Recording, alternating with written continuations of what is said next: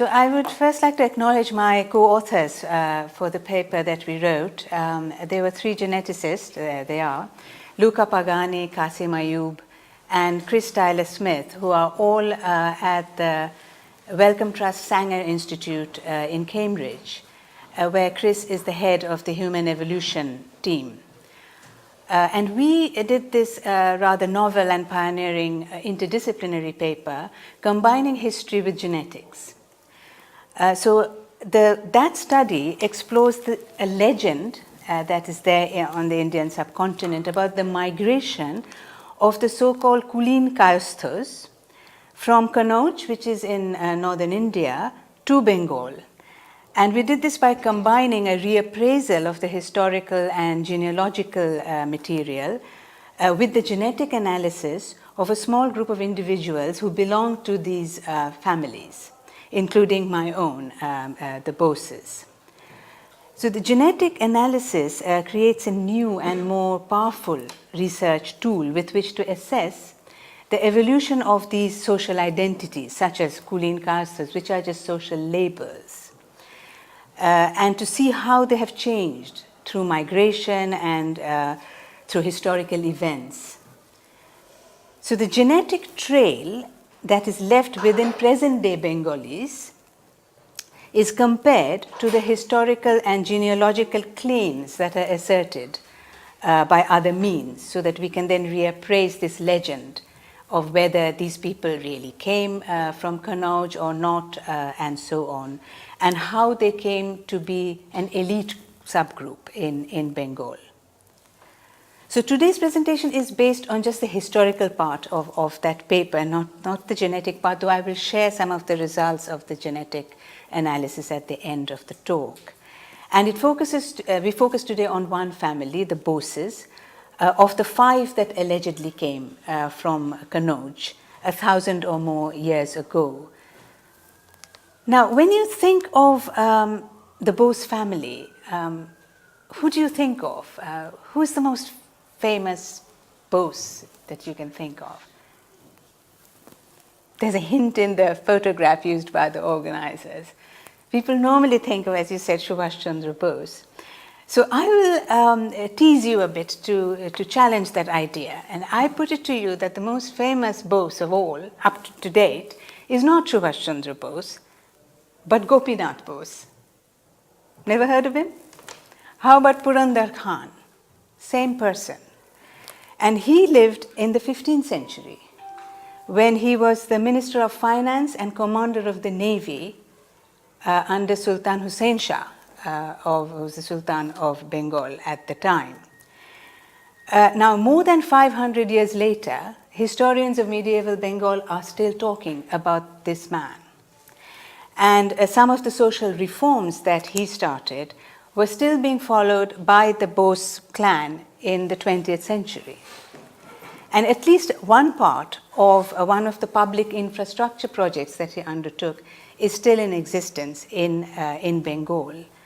So I would say that if 500 years from now, people are still talking about Subhas Chandra Bose's life and achievements, which they well may do because of his remarkable life, then he would have equaled what Gopinath Bose, aka Purandar Khan, has achieved to date. So we will return to Purandar Khan and the Bose Khans generally shortly. But let's first address this idea of the facts of the migration.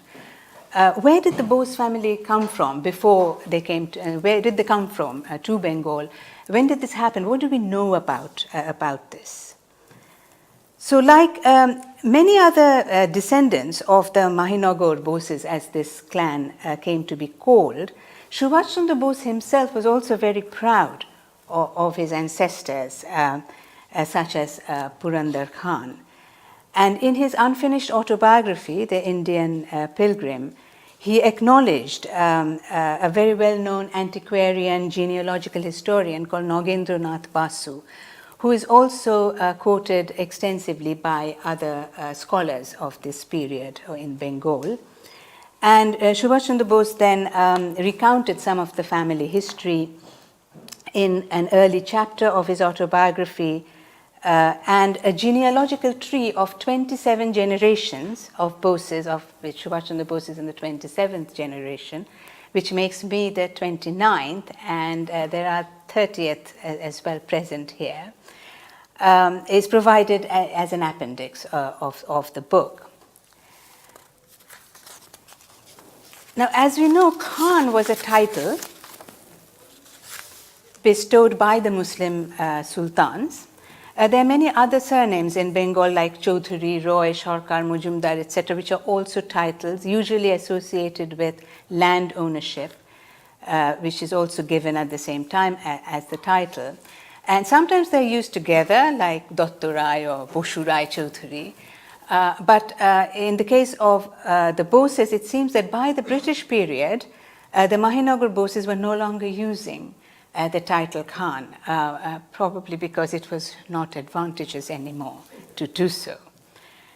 Now, so where did they actually come from, according to this legend? Now, in the early 20th century, there was a debate among the Bengali intelligentsia over the historicity of genealogical literature, which claimed that there was a Bengali king called Adi Sura, who had invited 5 Brahmins to come from Kanauj, which is an ancient Hindu city in northern Gangetic plains. It's today in the Indian state of Uttar Pradesh. That he invited them to migrate to Bengal in eastern India. And the genealogical literature comprises of sort of genealogies that had existed for centuries, and they're called kulogranthas or kulujis or kulopunjis and so on. And while they had existed in families for centuries, the historian Kumkum Chatterjee has pointed out that how the rediscovery of this material in the 19th and early 20th century was part of a new interest in articulating a national history, that is from the indigenous perspective, in reaction to the British colonial presentation of Indian history. So the debate was between the so-called rational positivists who sought verifiable fact, and they doubted the authenticity of materials like kulogranthas and kulopunjis. And the other group took a broader view of history, and they wanted to include things like legends, ballads, traditions, and genealogies as valuable sources of history as well. But the second group rejected Persian and Western history because they thought that those historians were incapable of understanding Bengali society. However, as Kumkum Chatterjee points out, both sides agree that it was essential to rediscover India's past through Indian agency. And while the rational positivists viewed the oral traditions with some suspicion, they didn't reject it outright. So according to this legend, the 5 Brahmins from Kanauj came, and they were accompanied, allegedly, by 5 kayasthas, who became this elite kulin subgroup in Bengal. Now, who are kayasthas? There are Hindu communities labeled kayasthas all over northern India, but historically their social ranking has not been very uniform. So at different times in different places, those labeled kayastha were accorded the status of Brahmins or Kshatriyas or Shudras. There was even a claim that they formed a 5th varna within the Hindu caste structure. So in this popular legend, King Adi Sura is portrayed as the person who founded Kulinism in Bengal. There's a system of social ranking, a hierarchy, where some lineages are accorded a special higher status, particularly within the Brahman and the Kayastha varnas. And the region referred to as Bengal approximates present-day Indian state of West Bengal and present-day Bangladesh. There were, of course, several sub-regions at that so many centuries ago, which were delineated by the rivers, Ganga, Brahmaputra, Meghna. And the 5 Kulin Kayastha lineages who are supposed to have come were identified as Bose, Ghosh, Mitra, Datta and Guha in the region called Rar, or southern Bengal.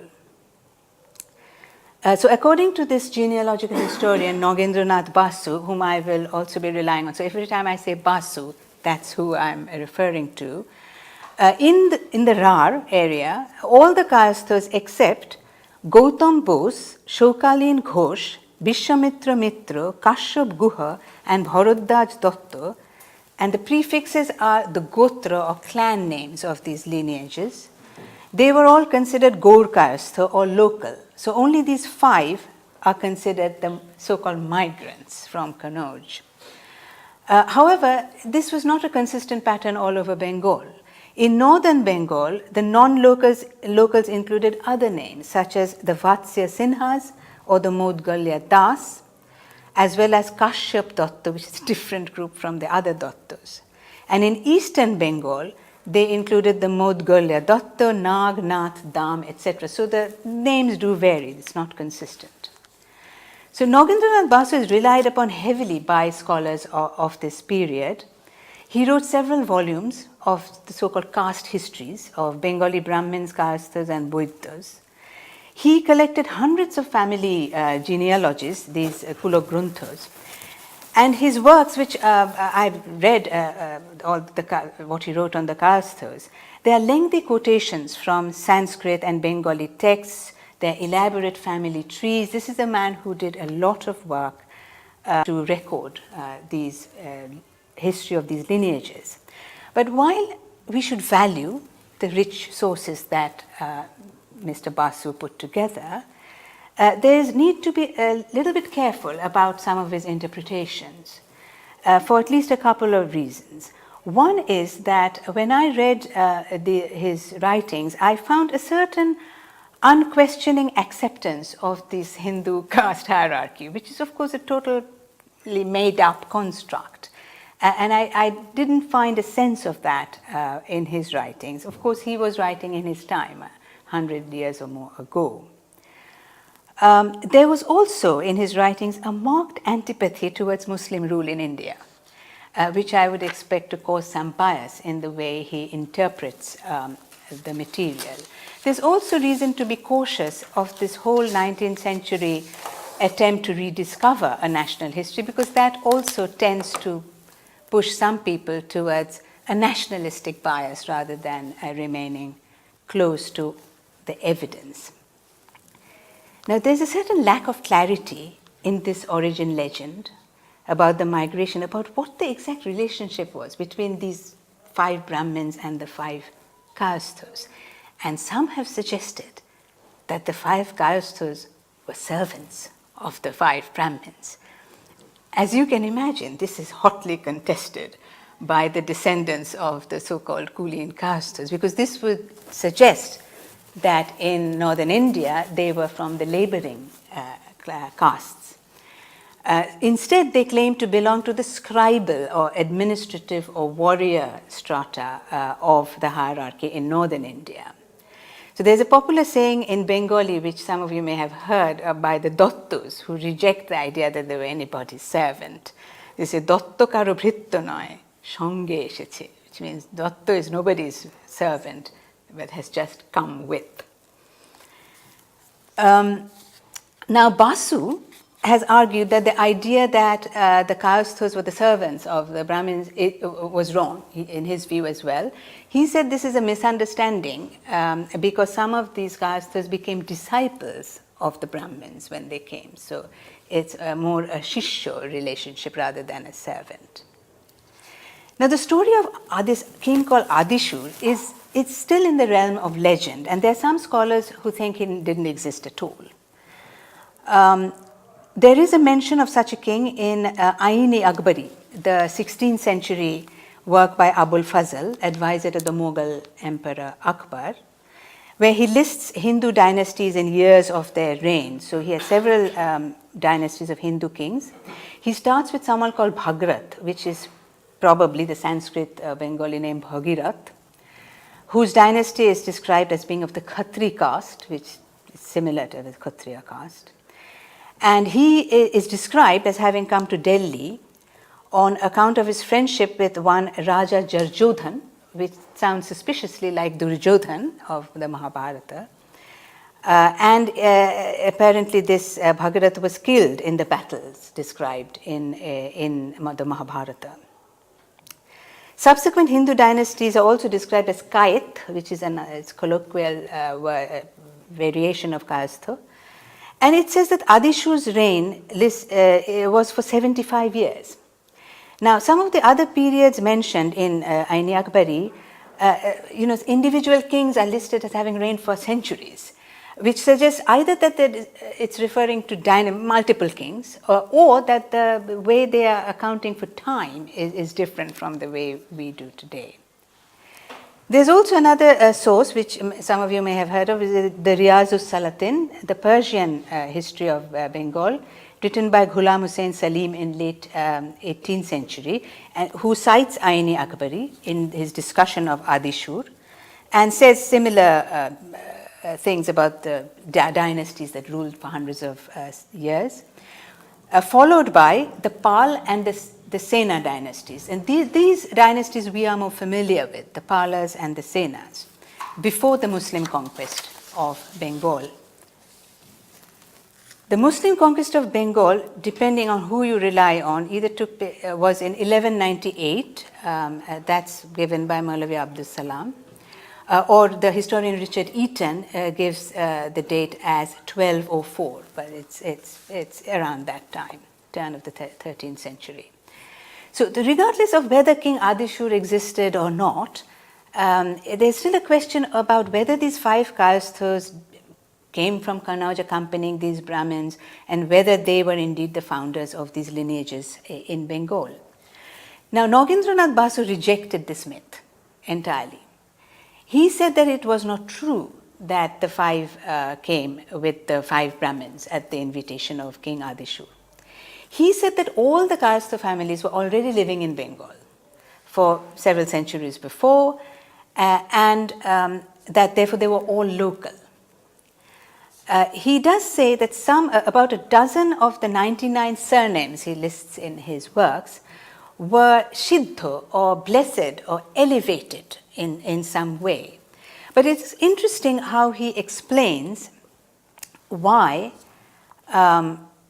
this group came to be an elite.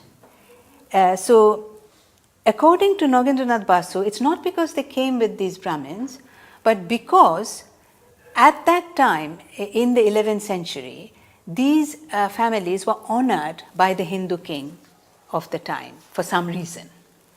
And that's why they became an elite group.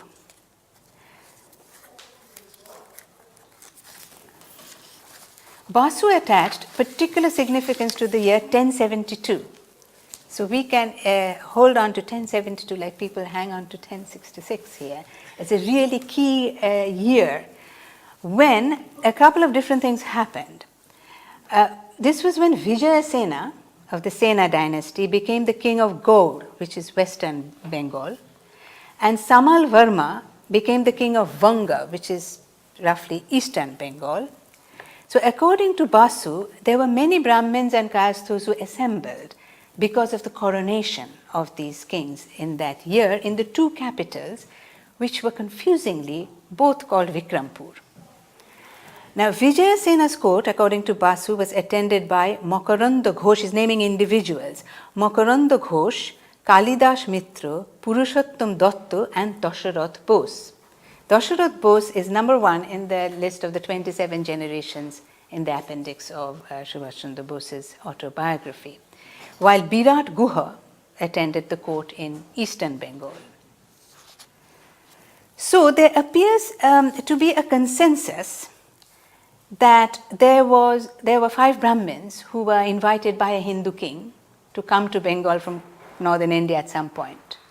But there's disagreement about whether the 5 kayasthas came, and also there's disagreement about when they came, because according to Basu, the kayasthas had come much earlier. There's also consensus that this Kulinism idea, that some people are higher than others even within the caste group, was institutionalized in Bengal in the 12th century by King Ballala Sena, the very well-known king of the Sena dynasty, which was from 1097 to 1223 roughly, the last Hindu dynasty to rule Bengal. Now, before the Senas were the Pals, and the Pals from 750 to 1161 had been patrons of Buddhism, which of course had moved away from this kind of social hierarchies based on birth. By contrast, the Senas, who had come from southern India, they came from the area that is today Karnataka. They were more conservative Hindus, and so they appear to have had a reaction to the influence of Buddhism, and they wanted to institutionalize the more conservative form of Hindu hierarchy, which included compiling these lineages of Brahmin, Kayastha, and Vaidya Varnas. The higher status of the Kulin lineages here was linked to the claim that they were descendants of those migrants. This is also interesting because migrants can have different status. They can have a lower status. In this case, they have a higher status because they were connected to the immigrants. And this was probably because Kanauj was the heart of Brahmanical Hinduism. It was a very important center of Hinduism.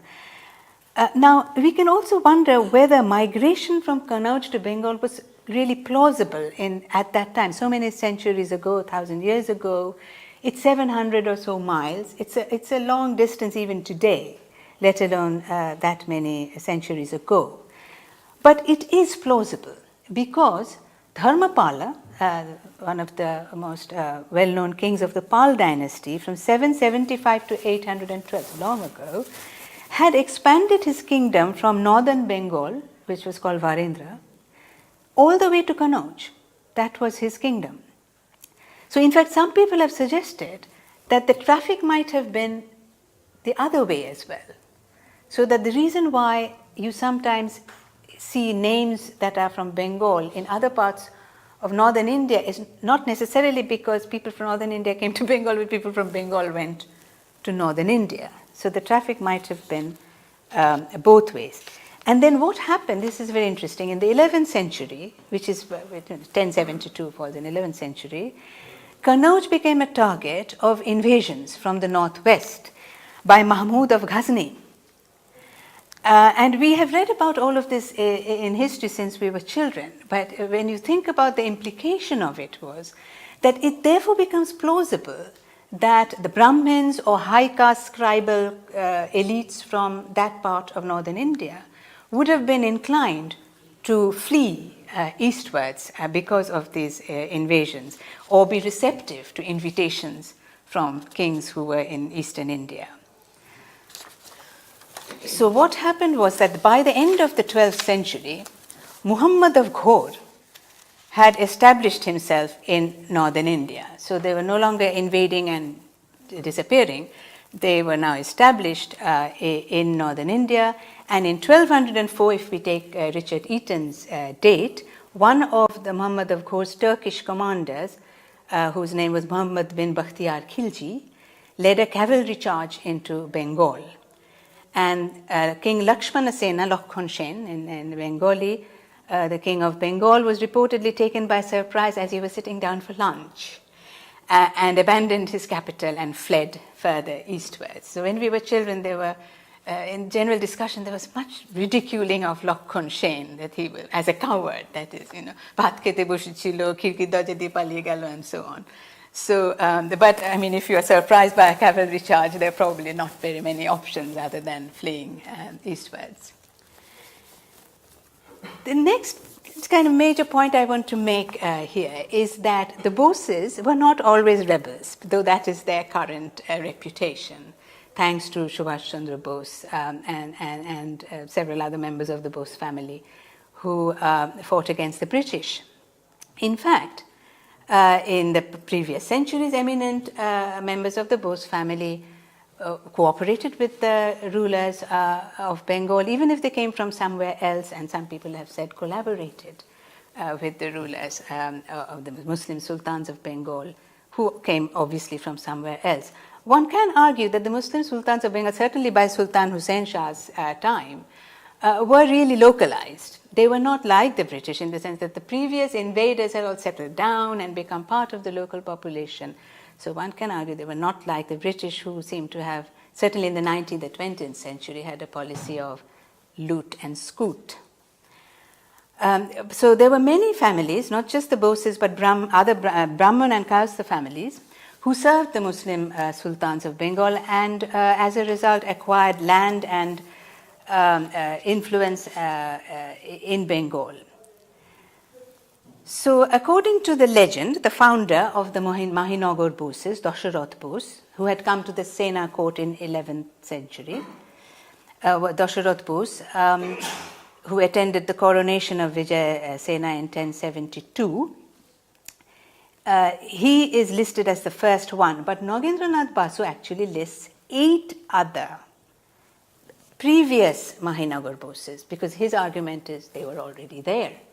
So the earliest recorded Bose that he names is someone called Anantananda Bose. So there, Subhas Chandra Bose wrote admiringly in his autobiography about his ancestors. In particular, 11th in descent from Dasharat was Mohiputi. That's the first we hear about someone getting a Muslim title. So Mohiputi Bose served the king of Sultan of Bengal at the time, again as Minister of Finance and War. So basically looking after money and being commander of the army appears to have been the common position that the Boses held. And in appreciation of his services, the king had conferred on him the title of Subhuddhi Khan. It's very interesting that the first names were a Sanskrit name, then the Khan title was attached to it. Now, as was the custom, they were also given Jaigir, which was land. So there is a village in southern Bengal outside Calcutta called Subhuddhipur, which is probably where his Jaigir was, and I have visited these areas. It's still called Subhuddhipur. Then Mohiputi had 10 sons, and one of the most famous one is Ishan Khan, the 4th one, who had the same position as his father in the royal court. And Ishan Khan had 3 sons, all of whom received titles from the king. And the second son was Gopinath Bose, who was particularly extraordinary in his abilities and was finance minister and naval commander of Sultan Hussain Shah. That was 1493 to 1519. So his Jaigir, there is the Purandarpur also in southern Bengal, and there is a tank there called Khanpukur or Khan's tank, which is a part, I've been there, it's still there, but apparently it was a lot bigger earlier. It was a 1 mile long tank excavated by Purandar Khan. And there's a village called Maloncho in that area as well. And as you know, the word Maloncho means garden. So apparently the village of Maloncho was actually Purandar Khan's garden. So in those days, the Hooghly River flowed near Mahinagar in southern Bengal, where the Boses were based. And it is said that Purandar used to travel up and down from Gaur, which was further north, the capital then of Bengal, and he was the head of the navy. Now, the alliance with the Muslim rulers of Bengal resulted in great material wealth for the Boses, as you can see. A lot of land, huge swathes of southern Bengal, wealth, power, social status, all of it went hand in hand. And according to Kumkum Chatterjee, Purandar Khan and his brothers expanded their landed resources and acquired gardens, orchards, tanks, palaces, mansions, and a fortress in and around their ancestral base in southwestern Bengal. Now, I would love to know where this fortress is, quite apart from the palaces and mansions, because we do need to have more archaeological work. I mean, there are entire cities which are capitals of Bengal, whether in eastern or western Bengal, and there must be some trace of them which we haven't yet discovered. Now, so like all the other Boses who served in the courts of the sultans, Purandar Khan, this is also very interesting, especially in today's climate. He retained both his Hindu name, Gopinath Bose, and his Muslim title, Purandar Khan at the same time. Even more importantly, the proximity to the Muslim rulers. After all, I mean, they were running the state for the sultans, and so it was a day-to-day relationship with the sultan and his court and his family. That does not seem to have affected his position in the Hindu community negatively. Quite the contrary. He was simultaneously the leader of the kayastha community in the region, and he had great power and influence over who would belong to the kayastha community and what sort of social customs they would have. So he was so influential that he amended the rules of matrimony, and this is very important because matrimony was the kind of the foundation of the caste system. So if you married the wrong person, your entire family went down the rank and so on. So in this peculiar system, to be able to amend the rules suggests great influence indeed.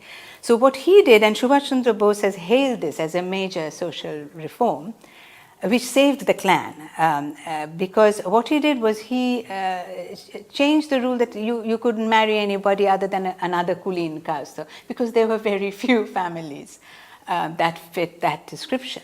So he said only the eldest son need to marry into another kulin caste family, and everyone else could marry a Maulik caste family, which may be a very minor thing to us today, but was a big deal then. And in fact, that this, I know from our family that this custom was followed in the 20th century, up to certainly my father's, my grandfather's, not so much my father's, my grandfather's generation.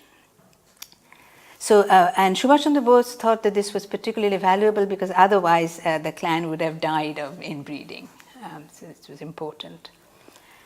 Subhas Chandra Bose has also described Purandar Khan as a man of letters, because his name figures among the composers of Padavali, which are the Vaishnav kind of songs, devotional songs of the Vaishnavas. In fact, one scholar has written that one of the other Bose Khans persuaded Sultan Hussain Shah to make a decree that Chaitanya, the founder of the Bhakti movement, and his disciples be allowed to preach freely without hindrance in Bengal. But other historians of medieval Bengal have pointed out that at the same time, the highly placed kayasthas of Bengal also were proficient in Farsi, Persian. And they adopted Persianized customs, clothing and mannerisms and so on. And some scholars have written that there were romantic liaisons or even marriage between upper caste Hindus and the Muslim ruling families. And in fact, some of the Brahmin families, for example, did this as well, and they boasted about it, that they were proud to have these marriage alliances at the time. And this is quite curious, given that at the same time, again, it did not affect their position in the Hindu community. So it didn't seem to matter. So just to give you an idea, it wasn't just a few individuals or one or two generations. Entire banks, like all the brothers of a generation, would hold these titles, something or the other Khan, and would hold positions in the court. And this carried on for several generations, well into the Mughal times, even after Akbar conquered Bengal. So for example, we know about Subhuddhi Khan Mohipati Bose, his son Ishan Khan, his son Gopinath Bose, Purandar Khan, but all of the brothers were in the court. Purandar Khan's older brother was Govinda Bose, also known as Govinda Gandharva Khan, and after whom Govindapur is apparently named, another village in southern Bengal. His younger brother was called Sundarbar Khan Malik, and after whom apparently the nearby Mullikpur is named. All five of his sons were also high officers of the court, and the eldest one was called Keshab Khan, who was known as the Chhatra Nazir to Sultan Hussain Shah and his family, which apparently means he was the head of the personal guard of the sultans. He was that close. So, and his brothers were all, it's curious just to give you an idea, Nilambar Khan, Srinivas Khan, Narahari Khan, Harihar Khan. this curious combination of a Hindu name, the Muslim title, but this was in addition to the family Hindu name. All were courtiers at the Gaur court. Now, the relations between the Mahinagar Bose family and the Sultanate was so close that when ultimately the Mughal Emperor Akbar subjugated Bengal in the late 16th century, he chose a different caste family to have an alliance with in Bengal. He clearly didn't trust the Bose family because they were too close to the previous sultans. So this loss of political power also led to the loss of social power for the Boses. So Akbar chose the Pal family as his allies in Bengal, and so the Boses had to cede also the leadership of the kayastha community to the Pal family.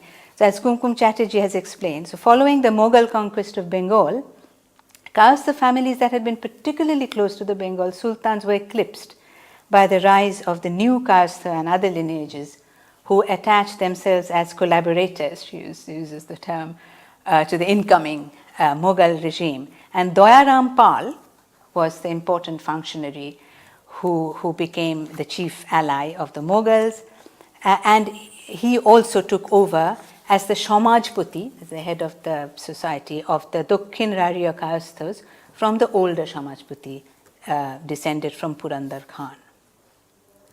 So according to Chatterjee, the history of the Bose family, and for me this has been particularly interesting, it's my family history, but it is a history of Bengal in a wider sense.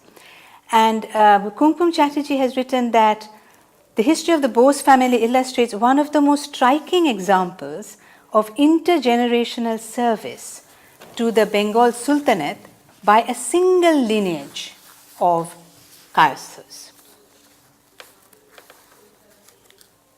So, and nothing illustrates this more than the precipitous decline in fortunes once they fell from political power.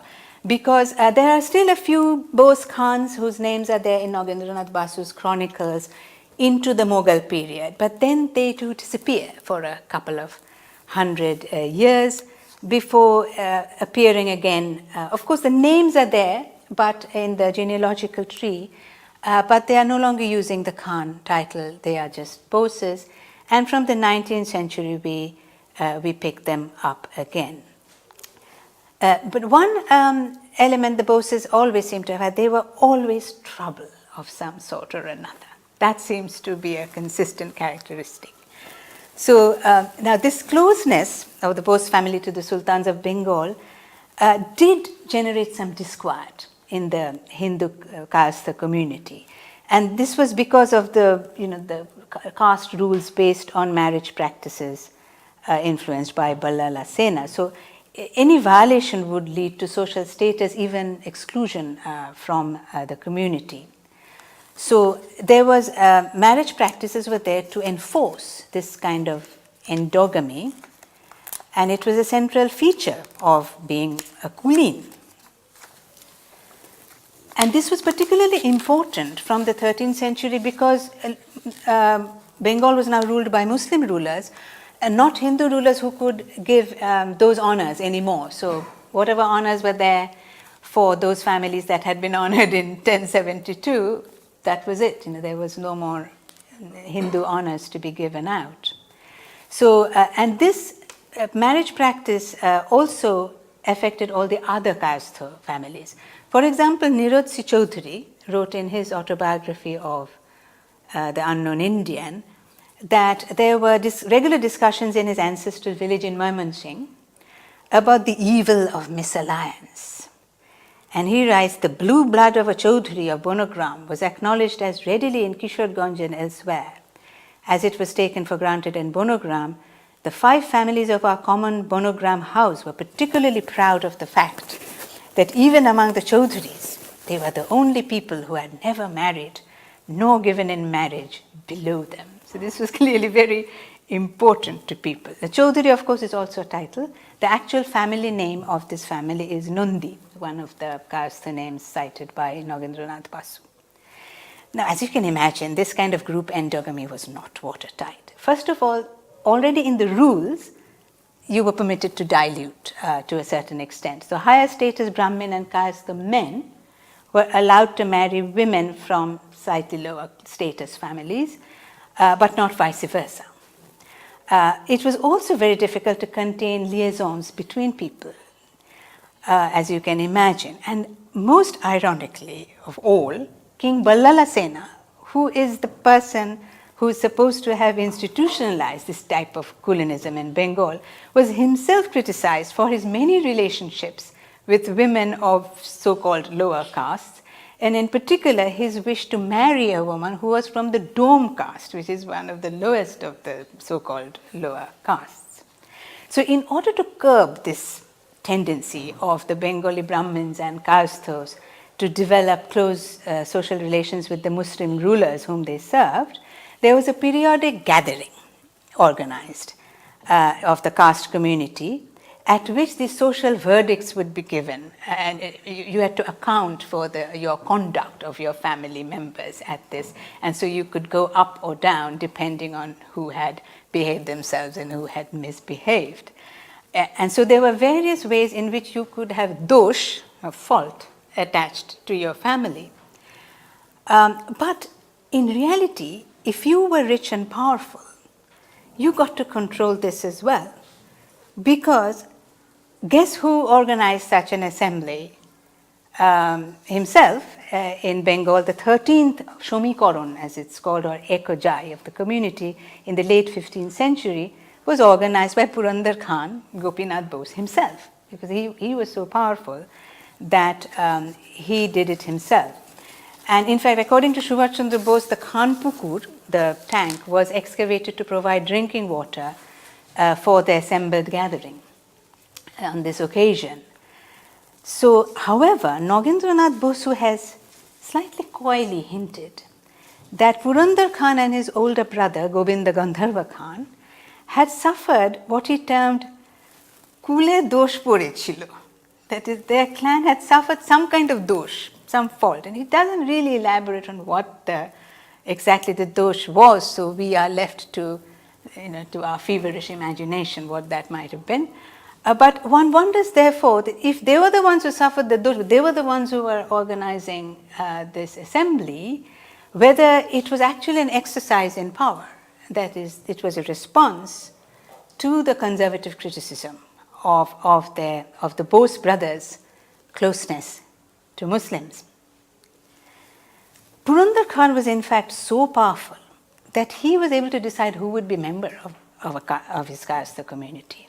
And the most famous story and event in this regard is that he anointed two newly arrived Rajput chiefs from Rajasthan overnight as kulin kayasthas of Bengal, and he established them as the Datta family of Raina. So I would very much like to hear from anyone from the Datta family of Raina, because this is very interesting. Now, Basu quotes a 400-year-old ballad by Maladhar Ghotok about the Dattas of Raina and calculated the date of this event as 1487. Now, not everyone viewed this development in a positive light. Now, I have here, there's Maladhar Ghotok wrote a very long poem, and I just want to read to you a few lines from this poem to see how this was viewed by some other people. So, it is in Bengali, apologies to those who don't understand, it's quite old style Bengali as well, and I'll just translate the key bit. So, these two Rajput chieftains were called Shura Singha and Rudra Singha, and they arrived and found that Purandar Khan was the Lekha Porar Korta, Hon Ishan Tanoi. Lekha Porar Korta means not studies, but the person in charge of documenting you. Okay, so he was very important for documentation. So here's what Maladhar Ghotok writes: Purandar Khan Bosu Jano Malaye Chandan. He was as pure and sweet smelling as chandan, sandalwood. Jahar Porosh Hoilo Kayasthe Shobhon. He was his touch would beautify the Kayastha community. দুই ভাই দেখিলেন তাহার সম্মান, the two brothers saw how he was respected. দেখিয়া শুনিয়া তাহার উল্লসিত প্রাণ, so they were very pleased to see this. তাহা শুনে দুই ভাই বাংলা ভিতরে কায়স্থ হইব বলি কহিলা তাহারে. So they said, it's what we would in Bengali call a baina. They said, we would like to be kayasthas in your community. And here's the key bit. যত টাকা লাগে আমি দিব এইখানে, কৃপা করি Kayastha করহ সর্বজনে. This thing, we will give as much money as necessary. So please make us kayastha as well. টাকার লোভে কুলিন সায় দিল তাই, মৌলিক দিলেন সায় পুরন্দর অনুসারে. So out of greed for money, the kulins agreed to this. And the Mauliks agreed with Purandar, instructed them to do so. And Ghosh Bosh Mitru ar Maulik Joto, Brahman Dilen Shai Hoya Horoshito, etc., etc. So clearly, buying your way into society is a long-standing practice, but I found this was a golden visa, which we talk about these days. So the idea of a golden visa to settle you overnight with membership of your community was clearly in use in Bengal several centuries before it was pilfered by Britain from the former colony to be used in the present day. In closing, let me take you back to some of the results we found from the interdisciplinary study of genetics and history, especially to see what did we find about this migration. I mean, did it happen? Did the Boses come from Kanauj? Did they all come together, those 5 families, and so on? What can we say about them? So our study actually found some support for connections of the Bose lineage to the Kanauj area. That is, there is relative closeness. If you want, you can see, you can go and read the paper in EPW that was published last November, where there's elaborate charts as well to show the relationship with different populations all over South Asia. And there is for the Bose family a relatively close connection to a number of populations in northern India and the area that Kanauj is. However, the Ghosh, Datta, etc., the other ones they were all very different from each other. So interestingly, it suggests a more complex demographic history, perhaps different origins or different paths of migration. And this was very interesting because it appears to lend support not to the rational positivists so much, but to those who had been willing to take a broader view of history, who had taken into account the genealogical kulogranthos, ballads and songs and so on, the oral traditions. And people like Nagendranath Basu, we might be cautious about quite how he's interpreting certain things, but it seems that there's a bit of support for that school of thought, that they didn't come all together at the same time from the same place, because they are quite different. But the Boses do indeed have a North Indian connection. It's also very difficult to find clear distinctions between the so-called kulin and so-called Maulik kayasthas. This also supports the Nagendranath Basu, the counter theory to the Kanauj migration legend, that perhaps they were all there before, they came many centuries before the 12th century and so on. Now, however, it's important to remember that genetic analysis can suggest a relationship, but it can't suggest directionality, and it can't suggest a time when that relationship may have occurred.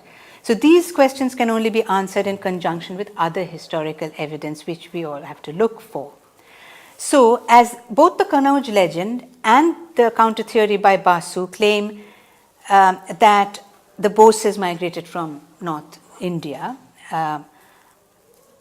there is support for that, except that Basu says it happened much earlier and not together with other kayasthas. So the genetic analysis provides some evidence in support of both the legend and the counter theory in pointing to the North Indian connection.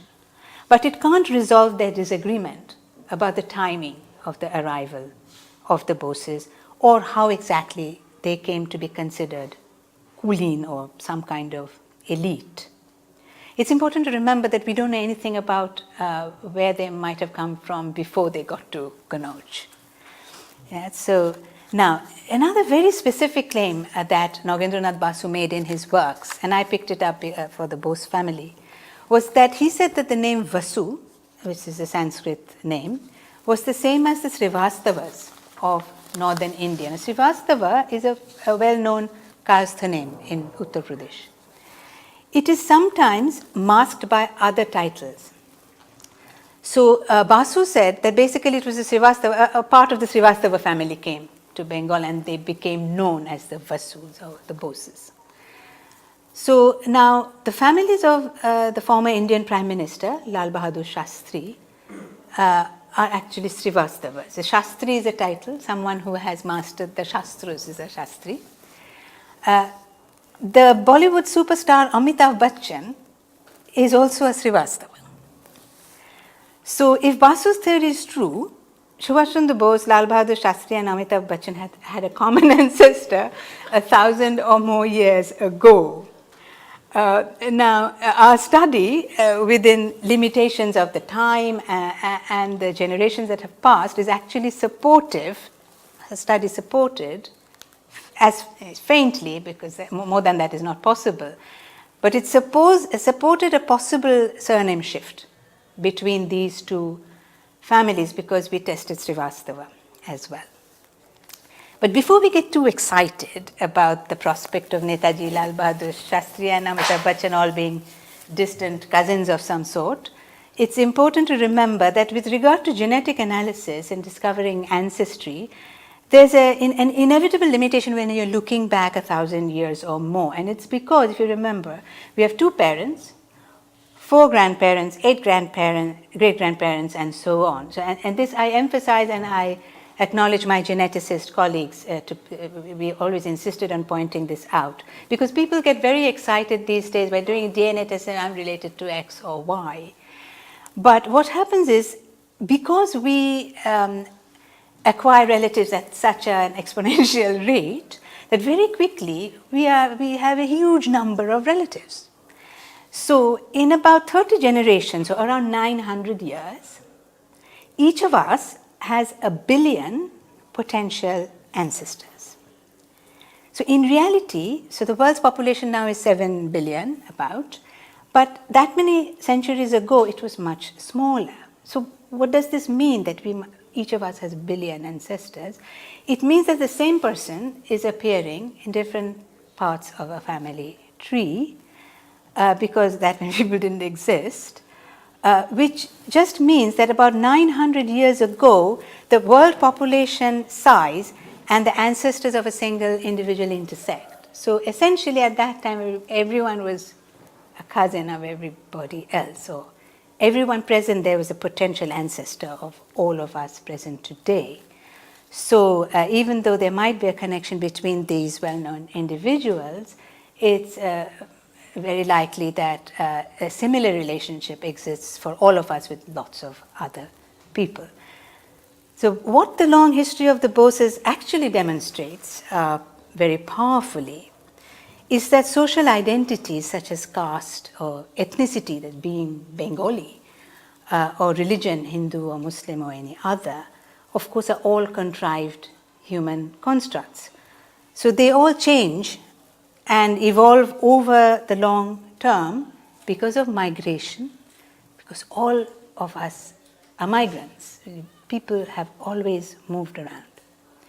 And they evolve also through the changing fortunes of wealth and power, whether acquired through collaboration sometimes or a rebellion at other times.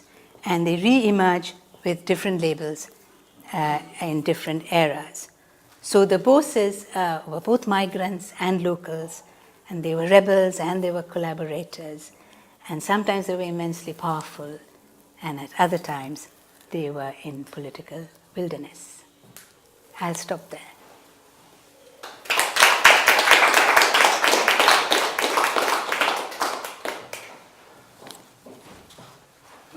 We've got time for questions and comments and discussion. Would you like to start?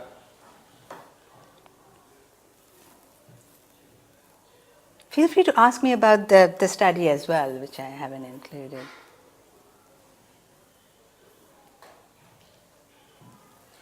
There's quite a lot of information about the type of genetics or studies that get taken. I mean, for example, one that might result in stronger connections with a particular group in Europe and some more with somewhere else. Do you think there's enough of a study of modern DNA with South Asia? Thank you for that question, because it allows me to discuss some of the issues we faced when doing our collaborative work. And it's an absolutely fascinating and evolving field. So it's a very dynamic field. So what we did was we sampled several Bose family members, and Ghosh, Dotto, and so on, and of present day.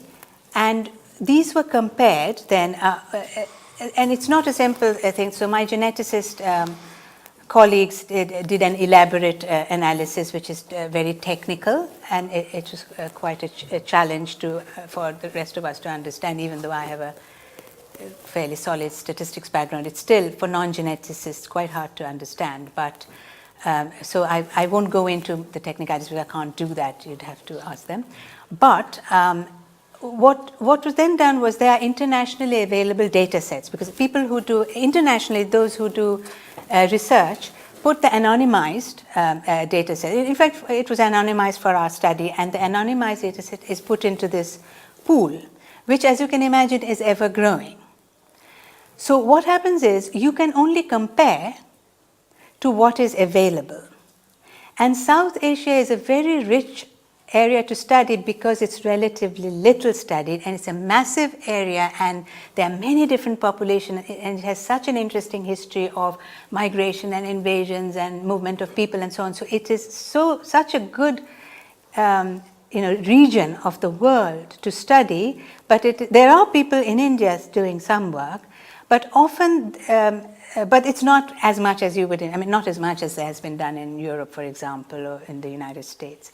One of the reasons is that the Indian government is not very helpful about, it always has a hesitation about international research collaborations, and it doesn't like genetic material, research-based in genetic, in fact, it doesn't like lots of other types of research as well, especially with outsiders and international research. So unfortunately, there isn't as much as there should be. So there's lots of scope, and that's the positive way of thinking about it. But it's growing. And so, for example, just when we started to do this, and I found that from the data sets that my colleagues produced, because I had to inform them and interpret for them the historical and social aspects of it, we found there was no available data from West Bengal. I mean, there probably is, but it wasn't part of the international data set. So there was from Bangladesh. So the Bengalis we could compare to, and predictably found close relations with, relative to other parts of the world, were from Bangladesh. Both Pakistan and Bangladesh have been more cooperative, apparently, with research than India. But it's not terribly helpful if you, of course, most of the samples are Muslim.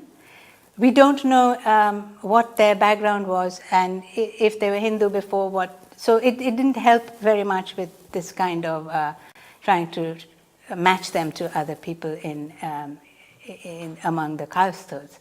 The other problem was that in northern India, and this is probably driven by what people have studied before, there were samples on Brahmins, and there were samples on the lowest, like the so-called untouchable castes and the tribes of India, possibly because these groups were studied more by the researchers who had gone before us. And there was practically no sample of the kind of people we were looking for, who the Boses claimed they were related to. Now, we did do the Srivastava comparison by doing it ourselves, but there wasn't that, like the Rajputs or the warrior families, etc., who claim to be the same kind of social status. There wasn't enough, but there will be. So what we found was a close connection to these North Indian populations as opposed to other parts of South Asia for the Boses, but not to the detail that we might have hoped for had there been more comparison data. But this is getting better every day. This is why it's a dynamic field. We can have the same, I would go back, let's say 5 years later, and rerun and see, because the international comparison data is expanding every day. And there are lots of Indians outside India who are very keen to be DNA tested, sometimes not for the best of motives, but as long as it goes into this anonymized data set, it's helpful for all researchers. So I hope, slightly long-windedly, that's an answer to your question.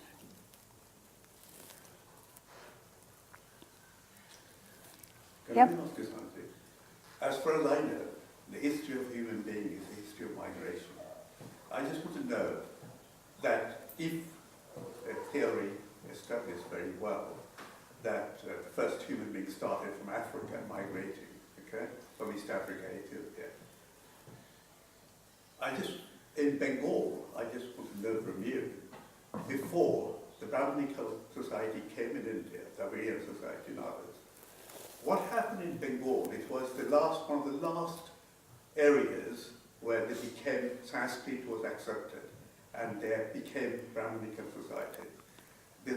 The Pali language, the Buddhist and others were predominant in Bengal.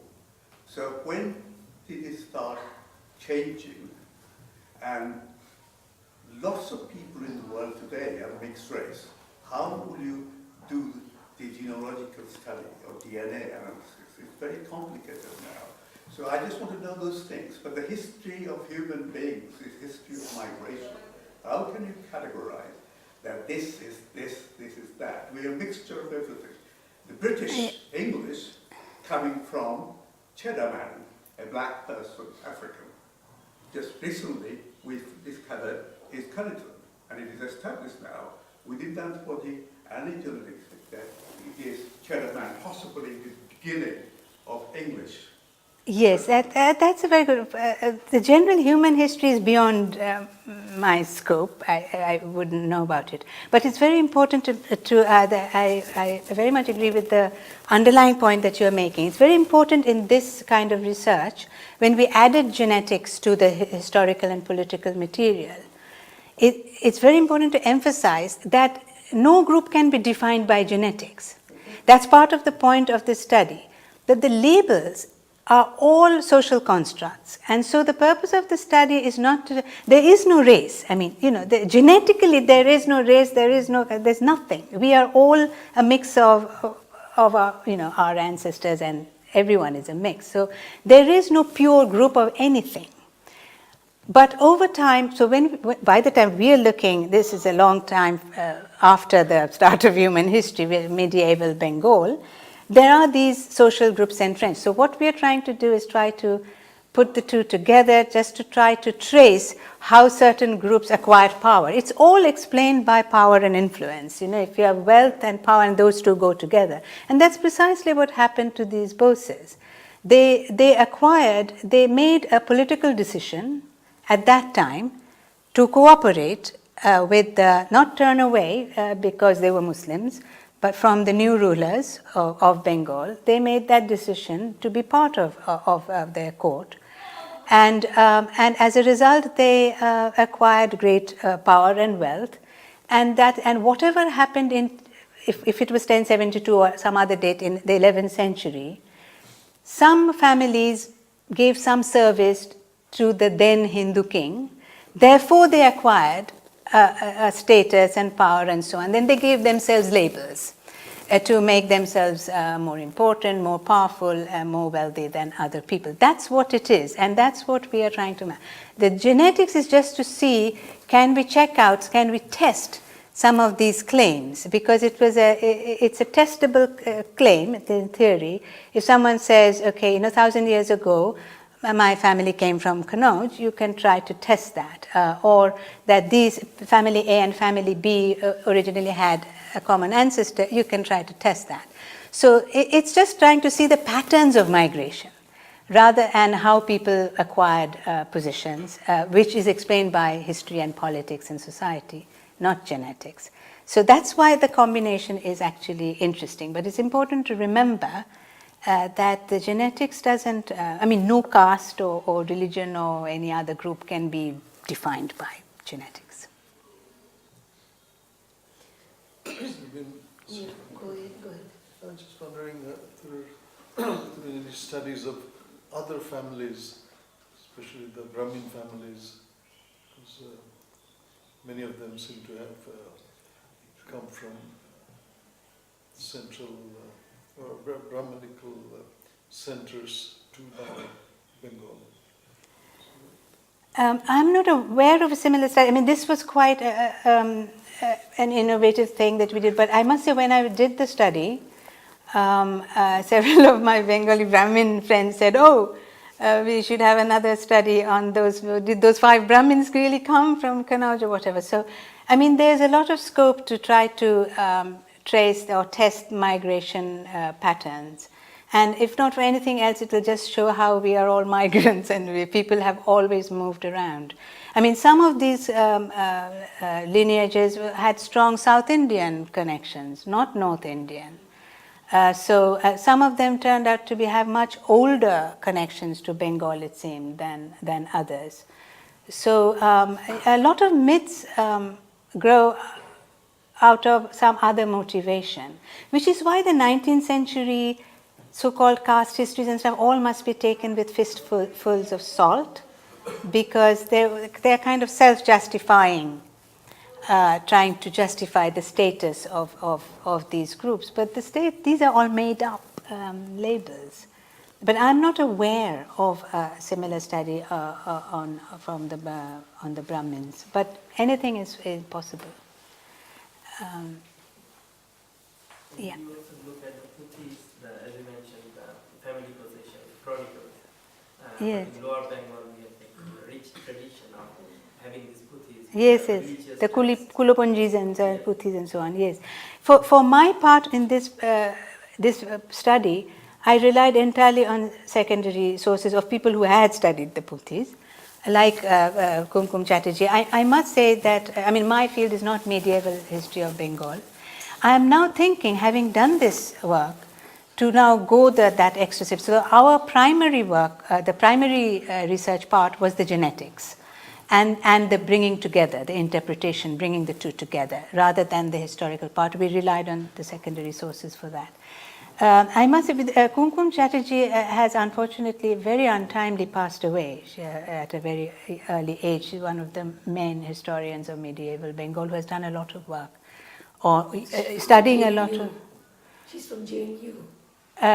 No, she was in, she's from Presidency, but she was in Penn State. And she was very helpful to me when I started out a few years ago, to point me to the right material to study. And then she died shortly after, unfortunately, and is a great loss to the study of medieval Bengal. But her, if you look up her work, she has looked at the primary source material more. The only primary one, in a sense primary I looked at was Nagendranath Basu, and I'm actually very interested. He cites a lot of these Puthis, and there are volumes and volumes full of quotations from Kulopunjis, and Puthis and so on, Sanskrit, Bengali. And I wonder where he collected them, hundreds of them. He says so. He collected them. And I would love to find some descendant of his, where is all this material? Because he was already saying, he wrote in the late 19th century, early 20th century. And he was already lamenting that people were losing these documents, families, they were falling apart, and what a loss it was for the record keeping and so on. And it's even worse now, because we only have to rely on his work. But he collected them, and I don't know where they are. And it would be very interesting to find if his family has them, because they certainly should be in the National Archives. Because under the Endangered Archives project of the British Library, we did some digitization of Yeah, okay. particularly from a place called Baraipur, which is Baruipur, yes, Baruipur is exactly where all of these villages are. We Yes. had, there was an MLA from Baruipur who was collecting all these materials. So we did a digitization of his record, which is now available in the British Library. So we digitized 16 puthis. Okay. And we kind of made a list of 180 puthis that are currently available with him. But then it is not his family history, that is what collected from all over Bengal. Yeah. But there, I know of other people who are kind of having the original manuscripts. with Yes, every family used to have. In fact, I haven't been able to find anything. I can see the names because they're listed by Nagendranath Basu and then by others like Subhas Chandra Bose. But I haven't actually seen the scrolls and so on. So I would strongly recommend that everybody who's a Bengali ask your Mashis and Pishis and Didas and Thakumas, the older generation, where these, if anyone has these, and digitize them because they will fall apart. So definitely something to preserve. How at the same time, let's be careful because some of them may be made up. There's a real risk because when this was happening in the 19th century, there is a motivation for people to happily either amend or even totally fabricate who they really are. So one has to be careful. Who showed me long list, all the way going back to Prophet Muhammad's time. Yes, so we must be very careful how we treat them, but clearly some of them are, to the extent they're writing down oral traditions are helpful because in fact the genetic analysis supports some of them. So that's actually rather heartening that we should still take note of such material. I was very interested by what you said about the marital alliances. Yes. Now, we know from the Mughals, from Akbar's, himself, Yes. that the ruling elite could and they did marry intermarriage. Yes, especially to have an alliance. Yes. Yeah. But it was the men marrying women from From the Hindu families. Are there any examples of men of other religion, the vice versa? Yeah. Traffic? This is very interesting because in everything I've read about the Mahinagar Boses and other sort of these kulin caste or Brahmin families that allegedly were very close to the sultans and allegedly had marital alliances. They are saying that it's the men from the caste families marrying kind of noble women from the sultan's family. That's what they are saying. These are the Kulupunjis. These are, I'm not sure whether they recorded in the Kulopunjis. If they are, I bet the name has been changed to, Chandrabuti or some nice Hindu name. But they apparently, I'm trying to find, there's at least one Brahmin family actually boasts about it. Most people, it is kind of alluded to, but not actually spelled out. Kumkum Chachaji plainly writes that there are romantic liaisons and potential marital alliances. It's possible, this is why I mentioned the dosh that my own family is supposed to have had, Purandar Khan and his brother. The most obvious dosh is to, you didn't have to marry. I mean, just Otha Bosha Kora with Musulman was also a dosh. There is a suggestion that all of them, and they are big families, lots of brothers and so on. I haven't found any hard and fast evidence, and I am also curious about it. But apparently, at least one Brahmin family boasts about it, and it's in Kumkum's one of her papers. And we could try to kind of trace back to see who they This were. word that you've used, boast. Yes. This is, I think, a very key word. Yes. Because it would indicate that perhaps this was a part of, a mechanism for upward social mobility. That's right, exactly. That's what they were doing.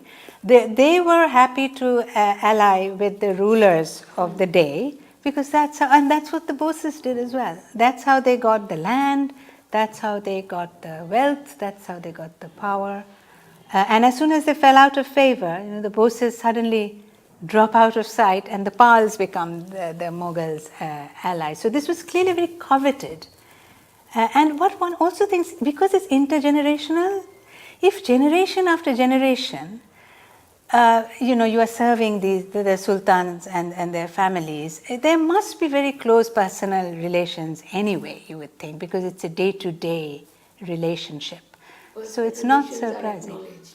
They are The not, romance stories, no, but the actual marriages. marriages, yes, they are not openly acknowledged. But to be fair, I mean, no woman is acknowledged. In the genealogy, the names are all men.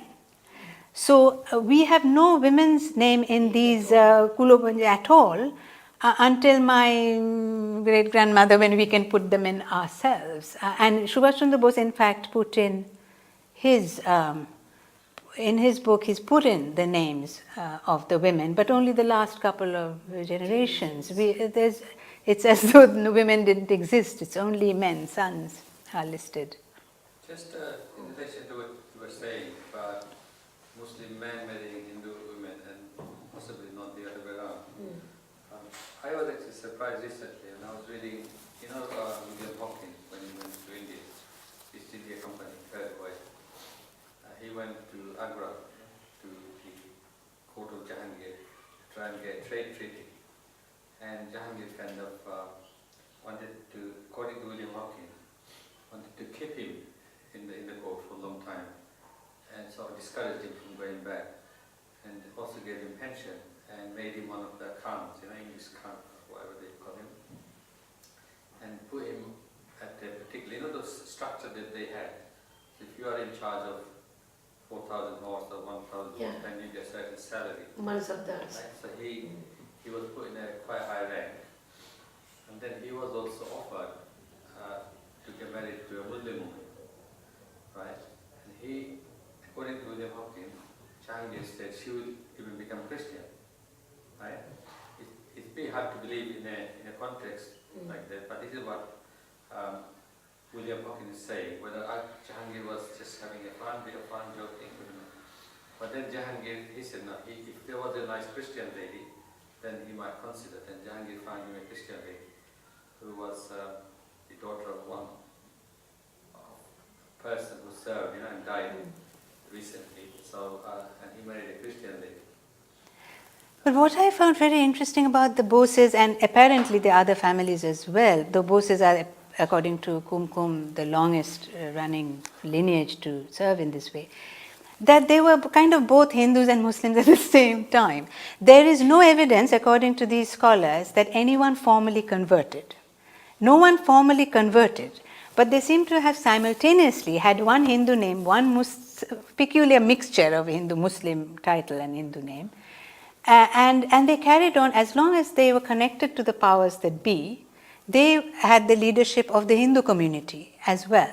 So the two were clearly, you could be both in those days, which is a bit strange for us to consider now because of the divisions that we face in society.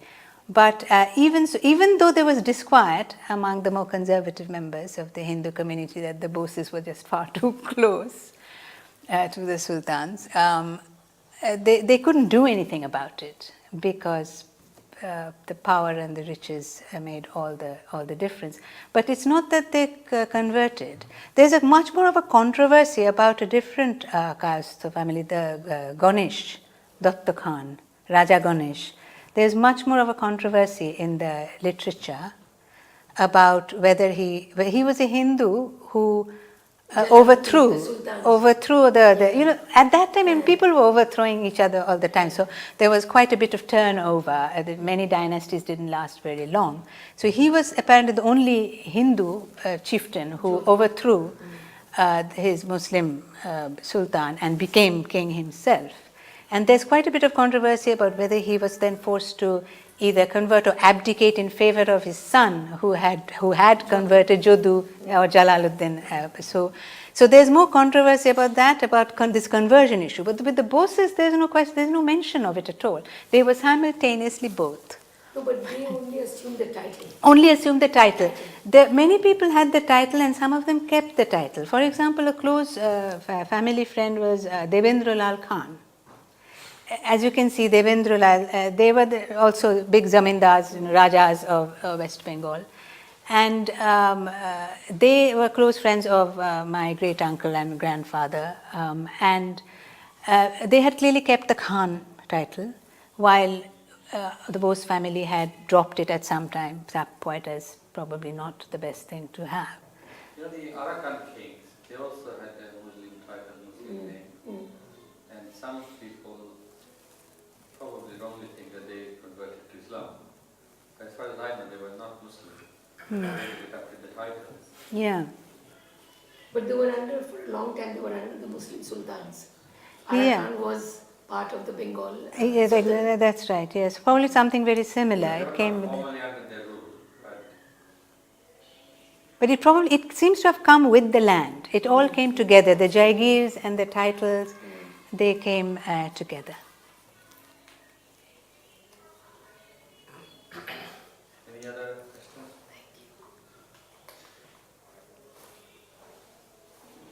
I think we have to thank you for this really fascinating talk. Yeah. Sorry, Really helpful, really. I did One more pick question. up, I don't know if I'd missed even a sort of a short introduction of yourself, background, etc. Oh, maybe we can chat afterwards. I mean, yes, so I can tell you who I am. I'm a Bose, as you can tell from my name.